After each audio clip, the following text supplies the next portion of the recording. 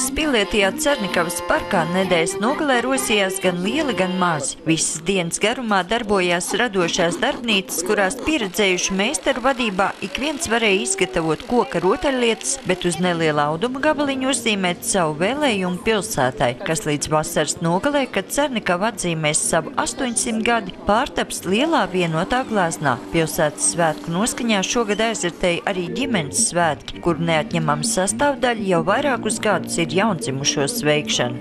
Ģimene tas ir pamatakmens, bez kura nevar pastāvēt valsts.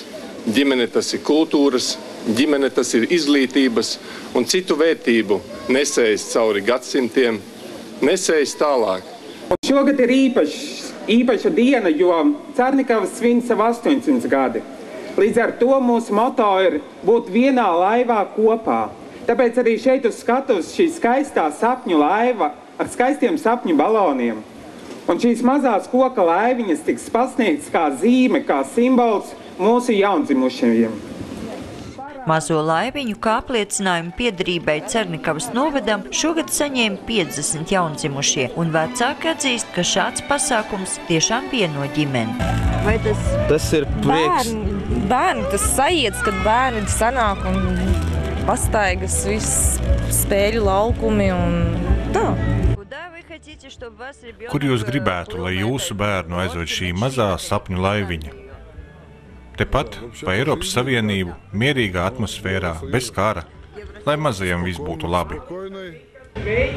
Обстановке без войны, не знаю, чтобы хорошо было маленькому. Man jau šķiet ļoti jauka ideja. Ropašu pagastā tādas lietas pagaidām vēl nav. Un ļoti patīkami ir atbraukt ciemos tādu jauku, mājīgu pasākumu. Tiešām Cernikava dzīvo zaļi. Jūsu katra vēlēšanās ir noteikti tieši tāda pati, jo šis ir mūsu novads, kurā augs mūsu bērni. Tagad, es domāju, varam laist mūsu skaisto Cernikavas himnu, un es centīšos pārgriezt visus šos balonus, un jūs droši varat aplaudēt.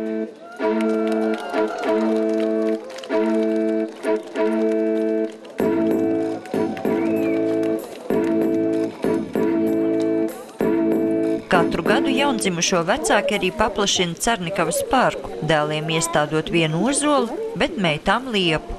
Šai meitenei 3 gadi, tad mēs stādījām, bet pirms tam es tā neinteresējos, nezināju. Tad jūs vienu liepu jau esiet iestādījuši? Jā, šī te ir liepiņa. Un ko tad šogad iestādīsim? Arī liepiņa. Arī liepiņa. Vai te līdz tam ozolam arī kādreiz tiks? Gan jau. Gan jau, ja? Vai lielā meita jau zina, kur ir viņas liepa? Zini, kur ir tev kociņš? Jā, pareizi. Svētki mīlestībai, izturībai un ģimenei turpinājās ar īpašu ceremoniju, kurā tika suminēti pāri, kas savas attiecības spodrinājuši 10, 20 un pat 60 gadus. Ingūna un Ivars var lepoties, ka tās nospodrinājuši līdz pat pērļu mirdzumam. Gredzeni mīti pirms 30 gadiem. Masters nav, jā, bet, teiksim tā, nevajag censties vienam otru pārtaisīt. Koncentrēties uz to, kas otrā patīk, un kopīgas intereses. Es domāju, pacietība. Tā ir pacietība un rast prieku arī tādos dzīves sīkumos nelielos. Tas mazās laimītes veido to lielo laimi? Jā, katru dienu, kā saka, nedaudz pa vienai ziedlapiņai no tās laimes lielās puķes. Katra kāzu gadskārta ir īpašs notikums ģimenei, bet ik viena stipra ģimene liek kārtīgus pamatus sava novada nākotnei. Bērni mēs nolēmām godināt ģimeni kā vērtību, īpaši izceļot tos pārus, kas ir nodzīvojuši laulībā. Ne tikai sudrabu un zeltu, bet arī pērļu kāzas, arī rubīna kāzas, arī smaragda kāzas. Un varbūt tāpēc, ka novads ir mazs, jo Rīga svin tikai zelta un dimanta, un citi novadi tāpat. Šeit līdz šim nebija nekas. Starp šā gada jubilāriem visvairāk pāru, kas vienā ritmā soļo jau 20 gadus, bet Latgales meita Ksaverija un kurzemnieks Arvīts kopā pavadījuši jau 60. Oficiālais jāvārds gan teikts pirms 58, tāpēc viņu jubilejai dots īpašs nosaukums – zelta nēģu kāzes.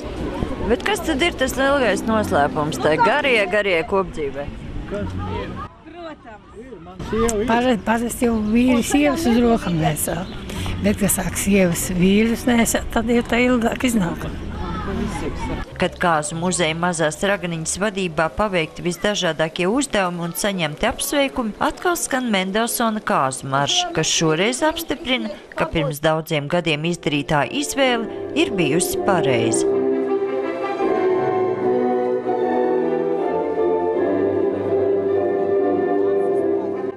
Sandra Leitāne, Andris Pāns, TV Spektrs.